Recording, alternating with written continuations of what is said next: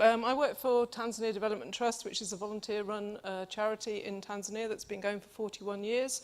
This is our biggest project, which is for a safe house for girls refusing female genital mutilation in Mugumu, Serengeti.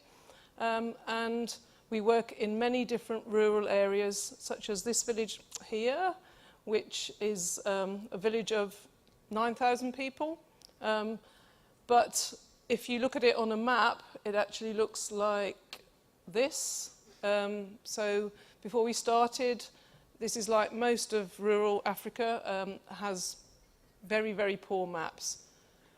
So what we're trying to do is to actually map those areas. So this is a map of how it looks now, the same village, 6 months later. And this has come about because online volunteers from all over the world have mapped from satellite images, traced the roads and villages and buildings, and also people on the ground have added details about names and so on. So this is Roby, who's the director of the Safe House, who's an FGM survivor herself. So she goes out into the rural villages around the Safe House in Mugumu and advocates about the dangers of FGM, tells girls about the Safe House, that they have a choice to go to the Safe House during the cutting season in December. So what we've been doing the trouble is that she goes out to villages, but she doesn't know where they are. She didn't have any maps. So we've been trying to make those maps using open government data, such as school locations, which we've been pasting into Openstreetmap. How many people here know about Openstreetmap? Okay, Openstreetmap is like an open source map. It's like Wikipedia for maps, so the data is owned by nobody. So this was some open government data about the locations of schools. So we basically, online volunteers, copied and pasted it into Openstreetmap. So then anybody can see it on Openstreetmap on their laptop, on their phone, on printed maps. And this is something that anybody can do. So we also had volunteers in Tanzania using a free smartphone app called Maps.me. This is brilliant for navigating because it uses Openstreetmap, which has a huge amount more detail than Google Maps. If you try and use Google Maps, you'll find it's blank in rural Tanzania. But also it allows you to add directly points into Openstreetmap so that everybody across the world can see them. So this is some of the points that people have added in this village, and we've also developed a Swahili version. And we have to try and get people involved in Tanzania. We've got a competition, so people can win 100,000 shillings, which is about £35, which is actually quite a significant amount of money in Tanzania. And this is the leaderboard. And we've got a Facebook group so that people can ask. So for example, that's the village that we first saw. These grey areas were mapped as residential areas, but at that point nobody knew the name of them. So via Facebook and WhatsApp groups, we're actually finding out what they're called. So people are telling us on the ground, actually that village is called so whatever. So anybody here can get involved if you've got an internet connection, which I'm sure you do. So we've set up projects like this in the Hot Tasking Manager, which is part of Missing Maps, which I think some of you know about.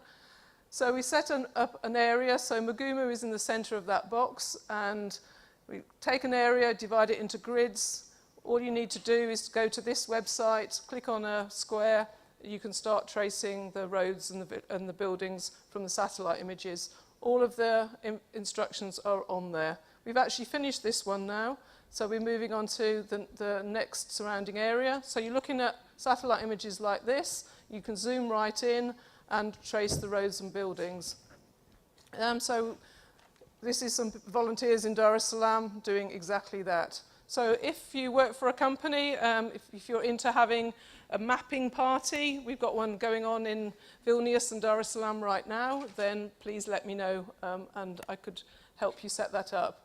These are some of the girls at the Safe House and Roby mapping as well. There's a really cool video, which I haven't got time to show, on Al Jazeera Digital. So this is the fact that we've done this has made it much easier to find for Roby and people, FGM activists, to find where the remote villages are, to work out how to get there, and to work out how much fuel they'll need, which is significant. But in the future, we want to actually put maps in all of the villages so that girls can actually get to the safe house by themselves.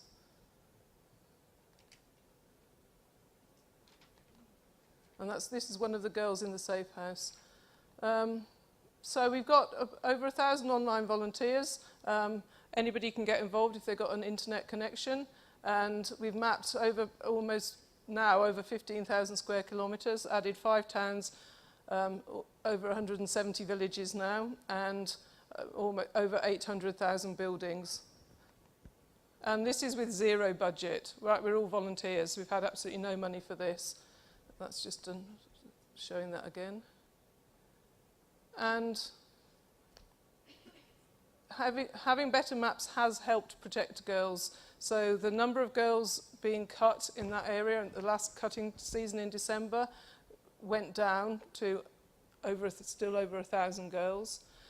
Only 4 girls died this cutting season. It was 12 last year, so it is having an impact.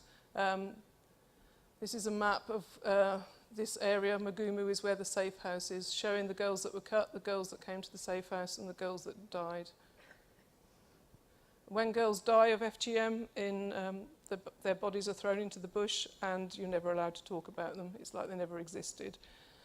So, how you can help? The point of doing the talk like this is to try and get more people involved. Anybody who's got an internet connection with any interest in women's rights or mapping can get involved. Please tell people you know who are interested in mapping. We need all the help we can get. Access to smartphones is a big limiting factor in Tanzania. So if you know of anyone who has smartphones that they don't need to be very good, then please let me know. Again, if you want to organise some sort of event in your organisation, that would be amazing. And if you're into GIS or a mapper, then any suggestions very welcome. So thank you very much. That's me.